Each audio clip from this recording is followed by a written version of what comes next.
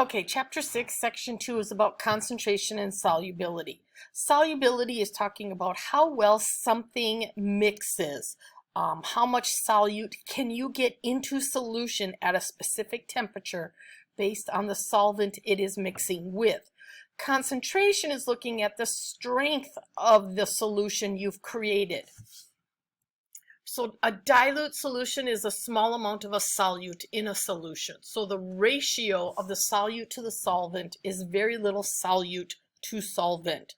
Concentrated means there is more solute in there, so they're closer to the same amount.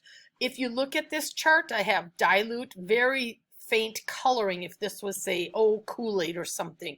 Concentrated means there's more color in there, so more solute was added.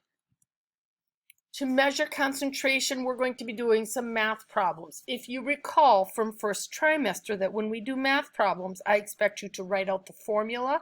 I expect to see the work and the answer with the proper units.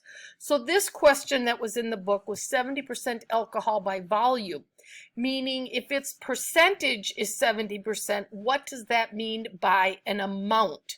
So if the total solution is 473 milliliters, you're basically multiplying the total solution by the percentage that's been converted to a decimal.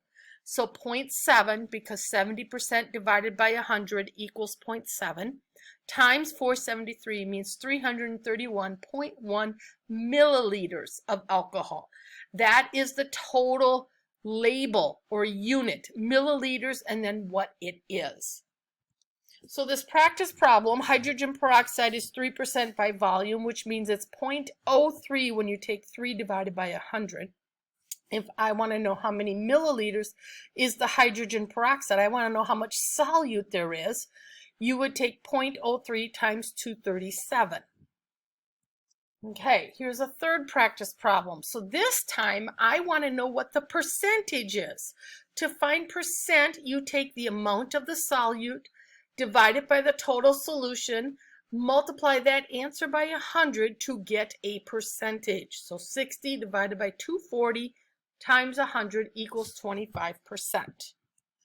Now you're going to need to know these terms. Solubility means how well does a solute dissolve in a solvent, and it's always talking about at a specific temperature. Saturated means you got the maximum amount at that temperature for that solute. Unsaturated means you got less than what a chart tells you. Everything is a comparison to solubility charts. Supersaturated means you got more than you're supposed to.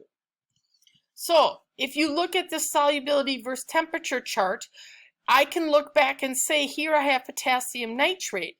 At 0 degrees for temperature, you should be getting about 15 grams of potassium nitrate in. If I got 25 grams, more than what I'm supposed to, I would have supersaturated. If I get less than the 15, it's unsaturated. But anytime you get the amount that shows right up on the line for that solubility curve, then that means you saturated. The factors we look at for solubility involve temperature, pressure, and type of solvent. So temperature, when we look at solid material like salt, for example, the amount of salt I can get into solution, the greater the temperature, the more stuff I can get into solution. It's the opposite for gases. Gases, you get more into solution when it's colder. So if you look at this chart here, CO2, I get more in solution closer to 10 degrees than I do at 60 degrees. Pressure, the greater the pressure, the more gas I can get into solution, which is why when you open a bottle of pop, say Coca-Cola, when you turn that cover and you hear that shh, you know that there was a lot of carbon dioxide gas put into that solution. If you don't hear that sound, that means the carbon dioxide was put in at a warmer temperature, so there's not as much, and then the pop is flat. Solvents, this is what really determines how well things will mix. Polar compounds and non-polar compounds do not mix well. There's a saying, likes dissolve likes, because if you recall, water is the universal solvent, so any polar compound will dissolve in it, and ionic compounds will dissolve in it, because ionic compounds will break into their positive and negative ions. Polar compounds have that unequal sharing, so there's a partial positive and a partial negative charge within the compound. So my example is looking at paint. Latex paint cleans up in water. Oil-based paint, you need a special cleaner called turpentine. If you try to clean up oil-based paint using water, it just gets very sticky because the two materials do not mix and they're going to kind of repel away from each other, leaving you feeling a sticky mess.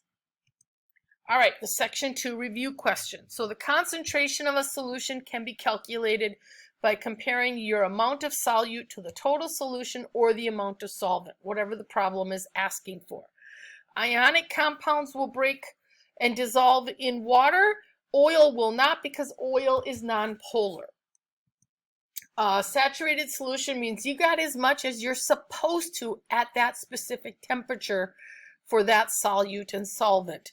Unsaturated means you got less than you were supposed to.